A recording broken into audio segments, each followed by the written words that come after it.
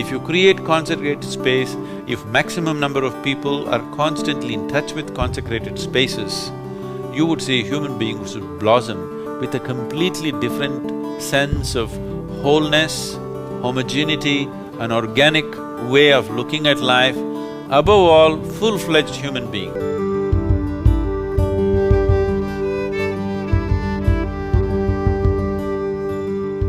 What living in a consecrated space means is this Isha Yoga Center is… I feel like the whole space is just so energetic and so vibrant. I could just go throughout the day, keep going and keep going without even a moment of tiredness. So, consecration essentially means to make a physical space reverberate with a non-physical dimension of energy. In a way, that's what you are. This body is a physical thing, but right now it's reverberating with a non-physical dimension of energy, otherwise it cannot be alive for a moment. If you know how to touch this, you don't need any consecrated space because this is a consecrated space. But you're not able to touch this. So we want to create that kind of energy in a more palpable way, where you can touch it, where you can feel it. So consecration is the science of bringing that forth in such a way that it's palpable, that you can almost touch it. So every day before my Hatha Yoga practice, I usually try to take a dip in the Surya Kund, which is an energized body of water. I can definitely feel a distinct difference when I take a dip and then do my Hatha Yoga practice. The word tirth means inflamed or energized water. We can energize water in different ways, as today there is substantial science telling us that water has memory. This is something that we've always known in this culture, that water has memory. How you treat it, accordingly it behaves within you. The water that you drink, the water that you get into, if you treat it in a certain way, accordingly it behaves, responds to you in a certain manner.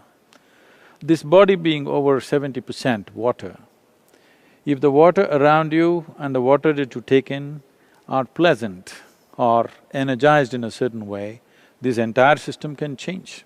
If the water behaves well within you, 72% of your problem is over. So Tirtha Kund is an opportunity for people to transform the waters within themselves. So this is an energized pool, it really brings balance and stimulation to your nervous system without any stimulants. Above all, it balances the energy within you. The energy body comes to a certain level of balance and rejuvenation. So to enhance my experience with the Dhyana Linga, I often go to the Surya Kund. I stay there for some time and then go to the Dhyana Linga, and I can see my experience there is much more powerful.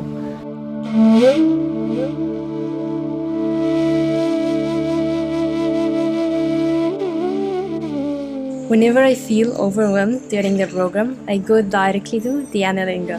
The moment I close my eyes in this place, I become meditative naturally. I don't even try to meditate. It's really a privilege that we have a great support system in form of these consecrated spaces. It makes me more balanced and focused. What is unique about the Dhyana Linga is that it is a manifestation of all the 7 dimensions or the 7 chakras. When I say all the 7 dimensions, the human physiology is constructed this way. It is a meditative force.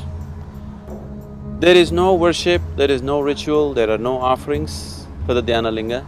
All that you're required to do is sit there quietly.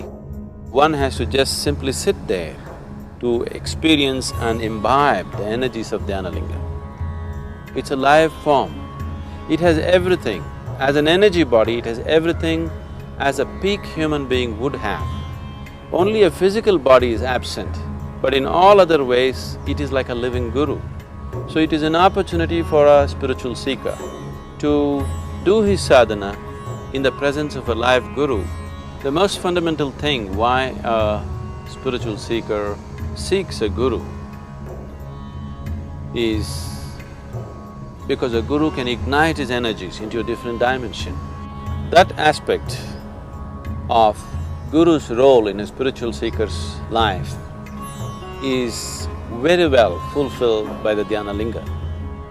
Dhyana Linga can ignite one's energies into a completely new dimension of vibrance and possibility. Whenever I have some free time, I go there because this place is full of life. Actually, it took me a while to be able to experience this consecrated space, but now I really enjoy sitting there. I just feel happy, loved, and sometimes overwhelmed with this feminine energy, which is something I cannot even describe in words. I feel like a sense of protection from the Devi and also a sense of warmth, which just makes me feel really grounded and protected, and it's really nice. It's a really nice experience. If you want to experience Dhyana Linga, you need awareness, you need alertness, you need to be meditative, sitting still. But if you want to know her, you need aliveness, you need exuberance of life, you need madness of devotion. Out of the whole Isha Yoga Center, we usually spend most of our time in the Adiyogi Alayam. We eat there, we sleep there, we do our practice there.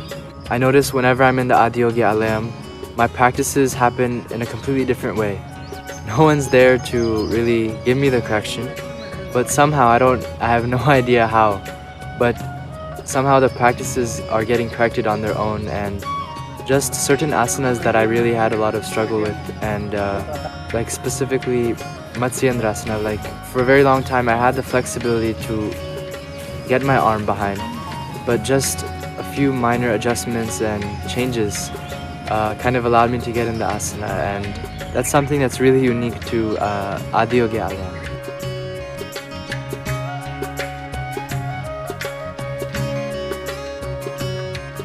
The Adiyogi that we created in the Adiyogi Alayam was mainly created as a repository of Hatha Yoga. It's a little difficult to explain to you how a form is a repository. But today it should be easy for you to understand, for this generation of people, it should be easier to understand, because today you understand, you can carry a small USB and you know this stick has lot of information in it. So if this stick can store information, you can also store it in another form. So this is a composite, let's call it a computer if you like it that way. It's a composite computer which is a certain storehouse of information, a certain storehouse of energy, a certain storehouse of reverberation, which will reverberate for a very, very long time. So, I thought it's a fundamental responsibility to put Hatha Yoga in a certain repository which cannot be distorted. It's always available. If there are people, if there is a person who is willing to receive, he will know Hatha Yoga in its purest form, not as it is taught, but as the way the system is. Hatha Yoga is not something that you teach to somebody, it is something that you make somebody realize what is the nature and the geometry of his system. As he understands the geometry of his own making, then he will find the right postures for himself. And invariably it'll be the same postures. There is an intrinsic intelligence and a competence here, right inside of you, which can make an apple into a human being. If this has to blossom and find expression in many different ways, it needs a conducive atmosphere. That is what is a consecrated space. If you create consecrated space, if maximum number of people are constantly in touch with consecrated spaces, you would see human beings would blossom with a completely different sense of wholeness, homogeneity, an organic way of looking at life, above all, full-fledged human beings, not lopsided human beings. This must happen.